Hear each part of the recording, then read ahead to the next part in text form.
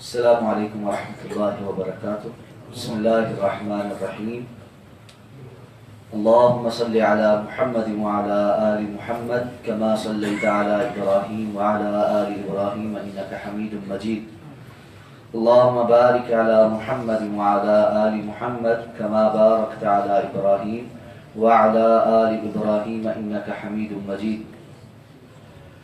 وعن أبي حفص عمر بن أبي سلمة عبد الله بن عبد الأسد ربيب رسول الله صلى الله عليه وسلم قال: كنت غلاما في حجر رسول الله صلى الله عليه وسلم وكانت يدي تطيش في الصحفة، فقال لي رسول الله صلى الله عليه وسلم: يا غلام سم الله تعالى وكل بيمينك وكل مما يليك، فما زالت تلك طعمتي بعد. متفق علیہ.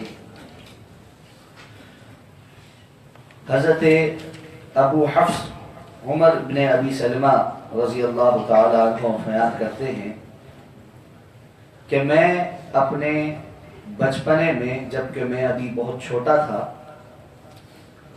رسول اللہ صلی اللہ علیہ وسلم کے گھر پر ہوتا، آپ کے ہاں آتا جاتا.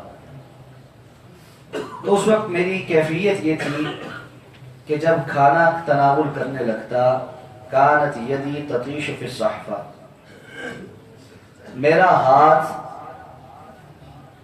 برتن میں، تھالی میں ادھر ادھر گھومتا پھرتا رہتا، یعنی میں جس طرف سے دل چاہتا نوالا اٹھا لیتا، اس بات کی پرواہ نہ کرتا کہ اپنے آگے سے کھاؤں.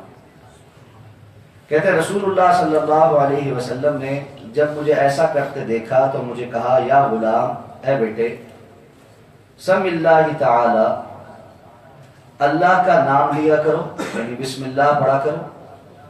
وکل بیمینک، اور اپنے دائیں ہاتھ سے کھایا کرو. وکل مما یلیک، اور اپنے سامنے برتن میں جو اپنی جانب ہے وہاں سے کھایا کرو. کہتے فما زالت تلک طعمتی بعد، جب سے آپ نے مجھے یہ سکھایا ہے اس کے بعد سے اب میرے کھانے کا انداز ہمیشہ یہی رہا. اس حدیث کو امام بخاری اور امام مسلم دونوں نے اپنی اپنی صحیح میں روایت کیا ہے. اولاد کو اور اپنے زیر سایہ لوگوں کو دین کی دعوت دینا اور دین کے معاملات سکھانا، اس کی وجوبیت کے حوالے سے اس باب میں احادیث ذکر ہو رہی ہے. ایک حدیث ہم نے گزشتہ روز سیکھی تھی. حدیث مبارکہ کو یہاں اس باب میں بیان کر کے جو پہلی بات سمجھائی گئی ہے کہ حضرت ابو حفص عمر ابن ابی سلمہ رضی اللہ تعالیٰ عنہ یہ رسول اللہ صلی اللہ علیہ وسلم کی سگی اولاد نہیں تھے. یہ حضرت ابو سلمہ رضی اللہ تعالیٰ عنہ کے بیٹے تھے. حضرت ابو سلمہ رضی اللہ تعالیٰ عنہ جب ان کی وفات ہو گئی تو ام سلمہ رضی اللہ تعالیٰ عنہ کی رسول اللہ صلی اللہ علیہ وسلم سے شادی ہو گئی. گویا یہ رسول اللہ صلی اللہ علیہ وسلم کے سوتیلے بیٹے تھے، یعنی آپ کی زوجہ محترمہ ام المومنین ام سلمہ رضی اللہ تعالیٰ عنہ کے بیٹے تھے، جو کہ ابو سلمہ رضی اللہ تعالیٰ عنہ کے بطن سے تھے. اب یہ چھوٹے تھے تو ظاہر بات ہے اپنی والدہ کے ساتھ تھے. تو کہتے ہیں کہ میں جب گھر میں ہوتا تو اللہ کے رسول صلی اللہ علیہ وسلم کے ساتھ ہی کھانا کھاتا، چھوٹا تھا. اب ایسے میں جس طرح بچوں کی عادت ہوتی ہے، چھوٹے بچے ہیں انہیں معلوم نہیں، جدھر سے دل کیا وہاں سے کھانا اٹھا لیا، جس طرح دل کیا وہاں سے نوالا اٹھا لیا.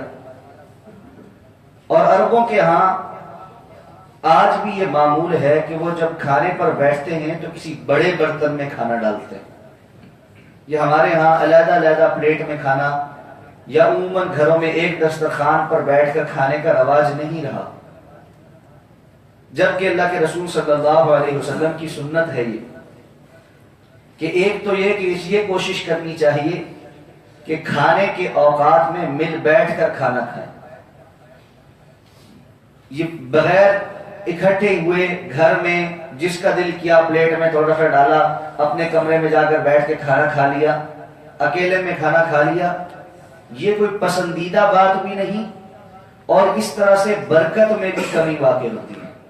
اس کے مقابلے میں دسترخوان پر بیٹھ کر گھر والوں کے ساتھ اکٹھے کھانا کھانا، اور اس انداز میں کہ تمام گھر والے بیٹھیں، گھر کی جو بڑی خاتون ہے وہ کھانا تقسیم کرے، یہ باعث برکت ہے۔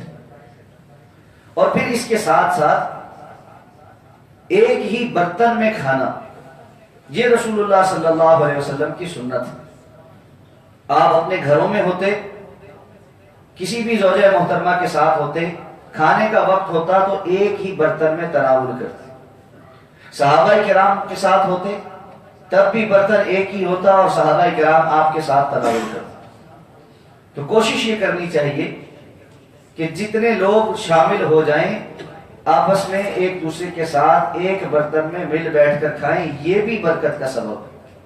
کیونکہ رسول اللہ صلی اللہ علیہ وسلم کی حدیث ہے، آپ صلی اللہ علیہ وسلم نے فرمایا جب اس طرح کھانا کھایا جاتا ہے تو 3 لوگوں کو 2 بندوں کا کھانا کفایت کر جاتا ہے۔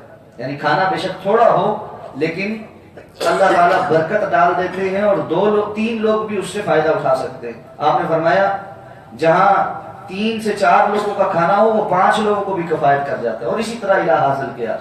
یعنی تھوڑا کھانا یا انفرادی طور پر جو انسان کھانا کھاتا ہے بسا اوقات ضائع بھی کرتا ہے، اس کے مقابلے میں اجتماعیت کے ساتھ کھانا کھانا اس میں برکت زیادہ ہے، اور رسول اللہ صلی اللہ علیہ وسلم کی حدیث کے مطابق وہ زیادہ لوگوں کو کفایت کر جاتا ہے۔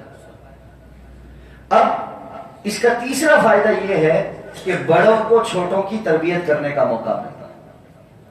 تو رسول اللہ صلی اللہ علیہ وسلم نے اس موقع پر یہ چھوٹے سے بچے ہیں ان کی تربیت کی۔ اب پھر وہی بڑی کال والی بات، آپ صلی اللہ علیہ وسلم یہ بھی کہا ابھی تو بہت چھوٹا ہے، تھوڑا بڑا ہوگا تو سنتا میں سکھاؤں گا، ابھی اس کو کیا سمجھ ہے۔ اتنی عمر سے ہی یہ آداب کی تعلیم جو ہے یہ شروع ہو جاتی ہے۔ انسان کی جو عادتیں ہیں وہ بچپن سے بننا شروع ہوتی ہیں۔ آپ بچے کو جن عادات پر پرورش چڑھائیں گے وہ عادات اس کے اندر پختہ ہو جائیں گی۔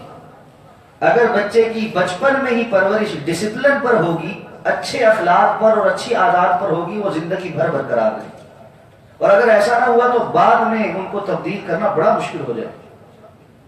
ہمیں کیونکہ بس ایسی یونیورسٹیوں میں پڑھا، اسلامک یونیورسٹی میں بھی بین الاقوامی یونیورسٹی ہے، بہت سے ممالک کے طلبہ ہیں۔ پھر جہاں سعودیہ میں جس یونیورسٹی میں پڑھتا تھا وہاں پر تو زیادہ ہی ممالک کے طلبہ تھے، تو وہاں پر بسا اوقات بڑی حیرانگی ہوتی تھی بعض دوسرے ممالک کے لوگوں کو کھانا کھاتے دیکھ کر کہ شاید انہیں زندگی میں کبھی کسی نے نہیں بتایا کہ کھانا کیسے کھاتے۔ میں بعض اپنے جو قریبی دوست تھے دوسرے ممالک ان سے مذاق بھی کرتا تھا کہ جس طرح تم کھانا کھاتے ہو اور اس قدر نیچے گراتے ہو اور ضائع کرتے ہو، اور جو تمہارا لقمہ منہ میں ڈالنے کا انداز ہے، اگر میری ماں مجھے اس طرح کھانا کھاتے دیکھ لیتی تو اگلے ٹائم کی روٹی مجھے نہ دیتی۔ کہ تمہیں کھانا کھانے کی ادب نہیں، رزق ضائع کرتے۔ یہ کیوں تھا؟ کیونکہ ہمیں اس بات کی پہلے دن سے تربیت ملی کہ کھانا ضائع نہیں کرتے، کھانا اس طرح کھاتے۔ اور رسول اللہ صلی اللہ علیہ وسلم کی یہ حدیث مبارکہ ہمارے بڑوں نے سیکھی تھی اور ہمیں سکھائی کہ بیٹے جب کھانا کھانے بیٹھتے ہیں ایسے نہیں کھاتے کہ بس جانوروں کی طرح آئے، یہ کبھی ادھر سے منہ مارا، کبھی ادھر سے مارا، کبھی ادھر ہاتھ مارا، کبھی کھایا آدھا چھوڑ دیا۔ اس طرح کھانا کھانا یہ جانوروں کا طریقہ ہے۔ تو اللہ کے رسول صلی اللہ علیہ وسلم نے بڑے بہترین انداز سے کہا، یا غلام ہے بیٹے سم اللہ تعالی، سب سے پہلی بات بسم اللہ پڑھا کر۔ رسول اللہ صلی اللہ علیہ وسلم نے اس بسم اللہ کی افادیت بتائی۔ آپ صلی اللہ علیہ وسلم نے فرمایا جو شخص کھانے کی ابتدا میں اللہ کا نام لے لیتا ہے شیطان اس کے ساتھ شامل نہیں ہو سکتا، اور جس کے ساتھ جو بسم اللہ نہیں پڑھتا اس کے ساتھ اس کا جو قرین ہے، جو شیاطین ہیں، وہ کھانا کھاتے ہیں۔ اور نتیجہ یہی ہے کہ بعض لوگ ہیں نہ اللہ کا نام شروع میں لیتے ہیں نہ آخر میں لیتے ہیں، نہ ان تمام خیر اور برکات کو سمیٹتے ہیں، تنہائی میں کھانا کھاتے ہیں اور کھاتے ہی ہیں اور پھر کہتے ہیں ہماری بھوک بھی نہیں ختم ہوتی۔ بھوک کیسے ختم ہو؟ بظاہر تو وہ کھا رہا ہے لیکن اصل میں وہ سارا شیاطین کے پیٹ میں جا رہا ہوتا ہے۔ تو اللہ کے رسول نے فرمایا سم اللہ تعالی، اللہ کا نام لیا کرو۔ پھر وَكُلْ بِيَمِينِكَ، دائیں ہاتھ سے کھایا کرو۔ اسلام کا مزاج ہے ہر بہترین اچھا کام دائیں ہاتھ سے کیا جائے، اور وہ تمام ضرورتیں جو انسان کی ضرورت تو ہیں، جیسے قضاء حاجت وغیرہ کے وقت انسان کو صفائی ستھرائی کرنی ہے، اس قسم کے کام جو ہے وہ بائیں ہاتھ سے کیے جائیں۔ تو کل بیمینک، دائیں ہاتھ سے کھاؤ، وکل مما یلیک، اور یہ دائیں بائیں آگے پیچھے جہاں دل کیا پلیٹ میں ہاتھ مار دینا یہ درست نہیں ہے، اپنی جانب سے اپنے سامنے سے کھاؤ، یہ کھانے کے آداب ہیں۔ اور صحابہ کرام کا طرز عمل دیکھیں، اللہ کے رسول صلی اللہ علیہ وسلم سے جب ایک بات ایک مرتبہ سن لیتے تھے پھر وہ ان کی زندگی کا حصہ بن جاتی تھی۔ یہ حضرت ابو حفص عمر ابن ابی سلمہ رضی اللہ تعالیٰ عنہ فرماتے ہیں کہ جب سے میں نے اللہ کے رسول صلی اللہ علیہ وسلم سے یہ بات سنی ہے اس وقت سے لے کر آج تک میرا کھانے کا انداز پھر یہی ہے، دوبارہ میں نے کبھی یہ غلطی نہیں کی۔